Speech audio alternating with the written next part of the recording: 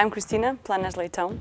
I'm from Portugal, originally from Porto, where I live at the moment. I'm 34 years old. I've studied dance, pure dance, actually, since I'm 5.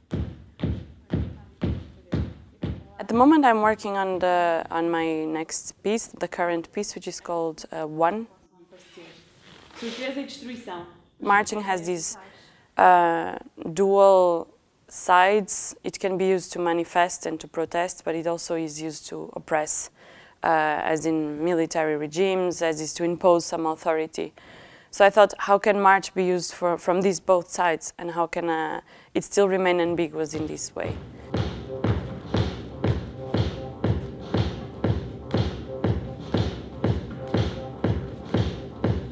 In the beginning, it was not about marching. It was actually about movements that everyone could do, movements that have been done forever, and movements that were being used to somehow resist. So the marching came much later, because I started noticing with Trump, with all the extreme right movements, that marches across the world were starting to come. Also marches in terms of lots of people marching to manifest something. And there was one cover of Time magazine saying, how can a march become a movement? Of course, they mention a political movement, and they mention march as a big manifestation of people. But I was like, yeah, how can march become a movement? And that really got stuck in my head. The origin of all the steps are what they're called vernacular dances, which are dances that arise particularly in a community, not taught by anyone, but mostly from the need of the context. The virtuosity comes because of the intensity and the insistency, not exactly because of what she's doing in particular. My goal was to start working with the device that we are working, which is this in-ear system. It is an idea also that it becomes audible at some points towards the end of the piece.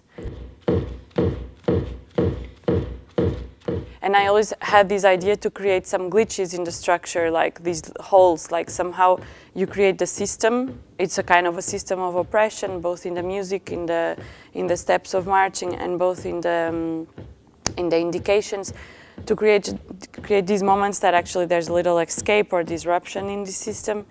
And those moments, I really wanted them to be unexpected and live somehow, that she doesn't know when they will happen. It was a period that I was very frustrated also about the role of women in arts. I was like, wow, we really need to do so much more than men. And I really was like, it's true. And then I was like, it really makes sense that this performer is a woman also, and a superwoman.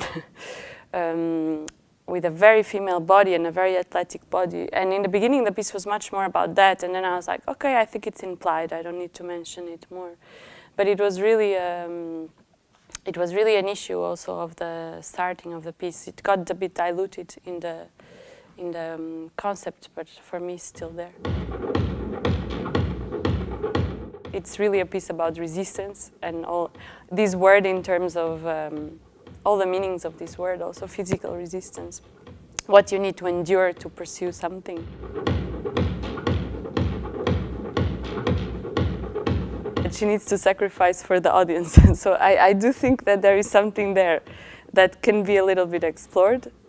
I don't know, I could see her marching for an hour.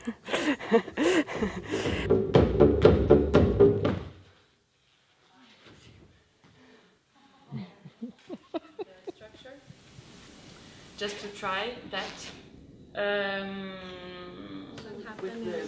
Yesterday we go